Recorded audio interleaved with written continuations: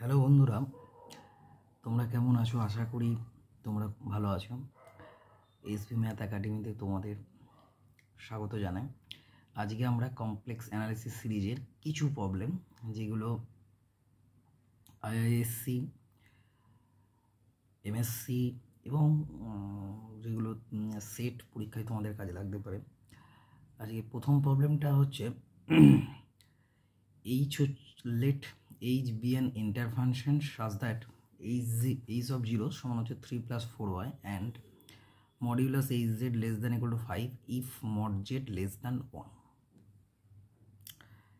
প্রবলেমটা নিয়ে তোমরা একটু 2 মিনিট ভাবো। কি বলতে চাইছে? h বলে দিয়েছে এন্টায়ার ফাংশন, তাহলে h প্রথম কথা কি বলে দিয়েছে? Entire function. আর কি বলছে যে ফাংশনটা এন্টায়ার এবং এমনভাবে h অফ জিরোর মানটা কত বলছে? 3 plus 4i and modulus hz less than equal to 5, কীরকম? মড জেড লেস দ্যান 1, এই ইন্টারভ্যাল। তাহলে একটা যদি আমরা তাহলে ইন্টার ফাংশন মানে হচ্ছে হোল কমপ্লেক্স ফাংশনটা, যেহেতু এখানে বলা আছে অ্যান্সারটা এইচ ড্যাশ জিরোর মান বার করতে বলছে, আমরা H of Z less than equal to 5 for mod Z less than 1। তো মড জেড লেস দ্যান 1-এর জন্য H of Z less than equal to 5। তাহলে এখান থেকে অর্থাৎ যদি একটা ওপেন বল আমরা নিই যার রেডিয়াস হচ্ছে 1 রেডিয়াসে, যেটা বলছে এই জেডটা হচ্ছে লেস দ্যান ইকুয়াল টু 5। তার মানে এখান থেকে আমরা বলতে পারি এই ফাংশনটা কি? H of Z is an bounded functions on this interval mod Z less than 1। তাহলে এটা হচ্ছে bounded. Also H of Z হচ্ছে এন্টায়ার ফাংশন। তাহলে এইচ জেড হয়ে গেল কি? বাউন্ডেড প্লাস হচ্ছে এন্টায়ার। তার মানে এইচ জেড হচ্ছে বাউন্ডেড এন্টায়ার। তার মানে আমরা বলতে পারি যে বাউন্ডেড এন্টায়ার হলে এইচ জেডটা কি হয়ে যাবে? এইচ জেড হচ্ছে কনস্ট্যান্ট ফাংশন। তাহলে এইচ জেড কনস্ট্যান্ট ফাংশন যেই হয়ে গেল, তাহলে এখান থেকে আমরা লিখতে পারি যে এইচ ড্যাশ জেড সমান হচ্ছে 0 ফর অল জেড। তাহলে এখানে কোন ভ্যালুটা দেখো, এই h z z for all z, জেডের ভ্যালু যদি 0 নিই, এই ড্যাশ জেড 0, অর্থাৎ অনলি অপশান বি হচ্ছে রাইট আনসার, বাকি অপশান হচ্ছে রং অপশান। ঠিক আছে, তোমরা বুঝতে পারলাম অঙ্কটা? তাহলে বাউন্ডেড এন্টায়ার ফাংশন কনস্ট্যান্ট, তার মানে এখান থেকে প্রবলেমটা সলভ হলো।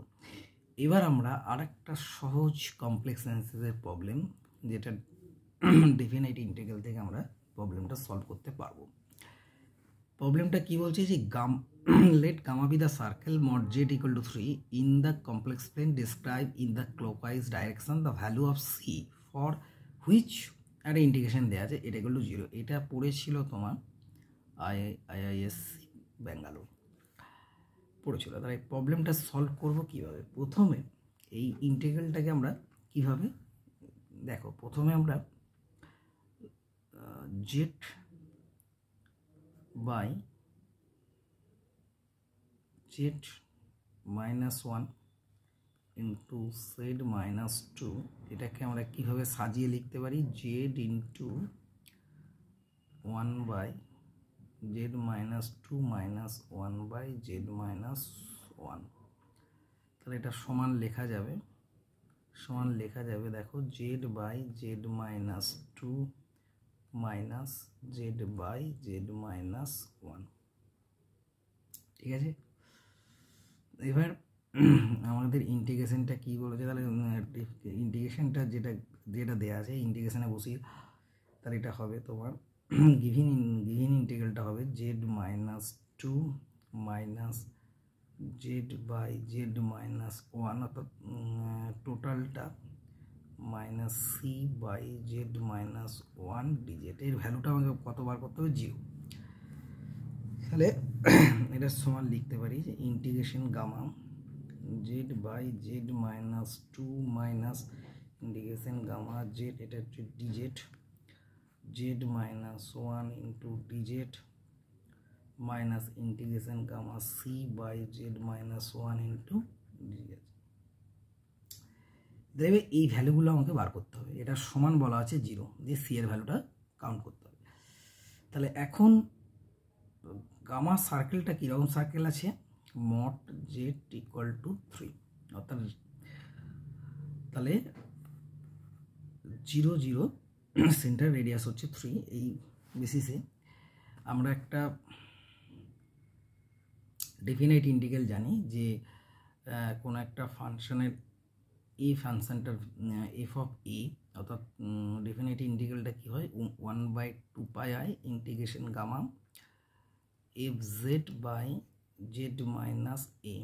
এটা আমরা মানে একদম রেজাল্ট, এই রেজাল্টটা জানি যে ফাংশনটার ভ্যালু সমান হচ্ছে 1/2 পাই যে ইন্টিগ্রেশন হচ্ছে f z by Z minus. এখান থেকে আমরা এই তিনটে ইন্টিগ্রালের ভ্যালু বার করব, ঠিক আছে।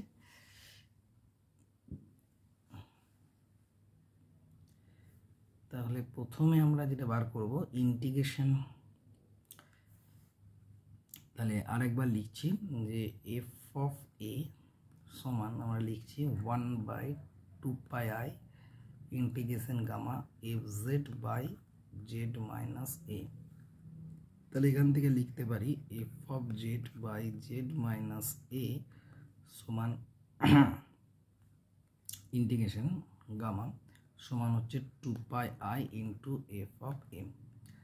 তাহলে আমাদের দুটো ইন্টিগ্রেশন কী বার করতে পারলাম, z by Z minus 2 into dz সমান হবে 2 pi i into f of a মানে এফ অফ 2।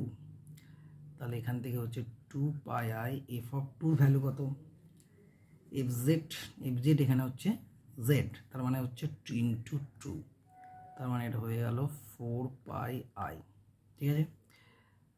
এবার integration z dz by Z minus 1 সমান হয়ে গেল 2 pi i into f of 1, তার মানে হয়ে গেল 2 পাই আই ইন্টু হচ্ছে 1, তার মানে হচ্ছে এখানে 2 পাই আই, ঠিক আছে। তাহলে এবার আমরা গিভেনাইট ফ্রম ডেফিনাইট ইন্টিগ্রাল, অর্থাৎ যেটা ছিল গামা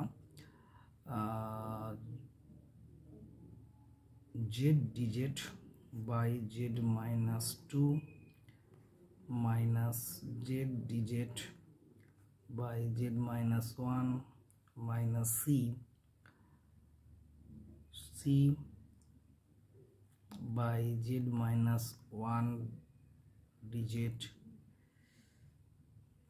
সমান 0। কি ইমপ্লাই করছে, এটা কি ইমপ্লাই করছে দেখো, 4 pi i minus 2 pi i minus c into এর ভ্যালুটাও 2 পাই আই সমান 0। তাহলে এখান থেকে কি ইমপ্লাই করছে, সি মাইনাস 1 অর্থাৎ 2 পাই আই সি মাইনাস 1 সমান 0, সি মাইনাস 1 সমান 0 imply that c equal to 1। অর্থাৎ আমরা যেটা পেলাম সি এর ভ্যালুটা কত, তাহলে সি এর ভ্যালু এখানে কত পাচ্ছি, সি ভ্যালু হচ্ছে 1, তাহলে সি এর ভ্যালু হচ্ছে 1। তাহলে এই রেজাল্টটার উপর ভিত্তি করে কমপ্লেক্স অ্যানালিসিসের এইগুলো তোমাদের এই যে অঙ্কগুলো করাচ্ছে এগুলো তোমাদের বিভিন্ন কম্পিটিটিভ পরীক্ষায় কাজে লাগবে। তোমাদের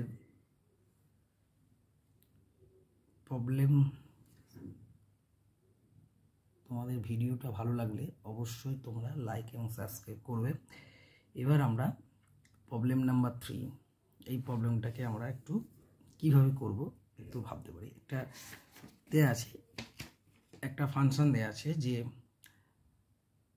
Z bar square by z if z not equal to 0 and ফাংশনের ভ্যালু 0 ইফ যদি জেড ইকুয়াল টু 0 দিয়ে বলা আছে জেড ইকুয়াল টু 0 পয়েন্টে ফাংশনটার ডেরিভেটিভটা কী হবে। তাহলে আমাকে 4টে কোশ্চেন আছে যে ফাংশনটার ভ্যালু কি হবে। কি করে করা যেতে পারে দেখো, প্রথমে আমরা এফ ড্যাশ জেড কি জানি আমরা, limit Z tends to 0 f of z minus F 0 by Z minus 0, f dash জেডের ডেফিনেশন। এবার এফ ড্যাশ 0 যদি বার করি কি হবে, limit Z tends to 0 f 0 z tends to 0, তাহলে এখানে আমরা কি বার করবো, জেড টেন্স টু 0 মানে হচ্ছে এই এফ জারের ভ্যালু হচ্ছে Z bar square by Z minus F 0 value 0 by হচ্ছে জেড, মানে এটা আসছে কত দেখে নাও তো, limit Z tends to 0 Z bar square by Z square, এটা আসছে এফ ড্যাশ 0।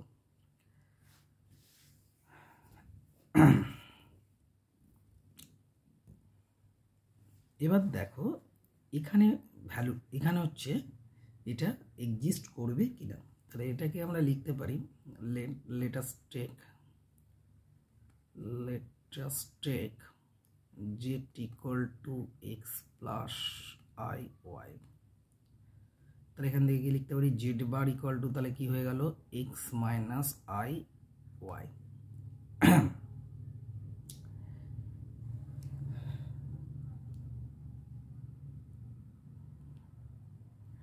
তাহলে এখান থেকে আমরা লিমিট বার করব, অর্থাৎ লিমিট কি z tends to 0 Z bar square by Z square, এই ভ্যালুটা কত বার করতে হবে, এই ভ্যালুটা হচ্ছে লিমিট জেড টেন্স টু 0 মানে z tends to x tends to 0, z tends to 0 মানে x tends to 0 y tends to 0, তাহলে এখান থেকে লেখা যেতে পারে জেড টেন্স টু 0 মানে ইমপ্লাই করে x tends to 0 y tends to 0, আর এটাকে আমরা এই ভার জেড বার মানে হচ্ছে এক্স মাইনাস আই ওয়াই তার square by x plus i y এর স্কোয়ার। এবার let us take y equal to m x, তাহলে as x tends to 0 then y tends to 0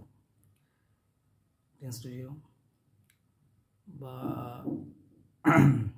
y tends to means 0 মানে হচ্ছে x tends to 0, তার মানে ইন্টিগ্রালটা হবে হচ্ছে লিমিট যদি y x tends to 0 x minus y এর জায়গায় বসিয়ে দিচ্ছি m ইন্টু x তার স্কোয়ার বাই x প্লাস হচ্ছে i m x স্কোয়ার, তাহলে এটা হয়ে যাচ্ছে দেখো limit x tends to 0 x common নিলে কেটে যাচ্ছে, তাহলে 1 মাইনাস আই এম তার square by 1 plus i m square, তাহলে এখানে কি পাওয়া যাচ্ছে এই লিমিটটা different values m, different values of m, m এর ডিফারেন্ট ভ্যালুর জন্য লিমিটটাও ডিফারেন্ট হয়ে যাচ্ছে, তার মানে এই লিমিটটাই এক্সিস্ট করছে না, limit does not exist. So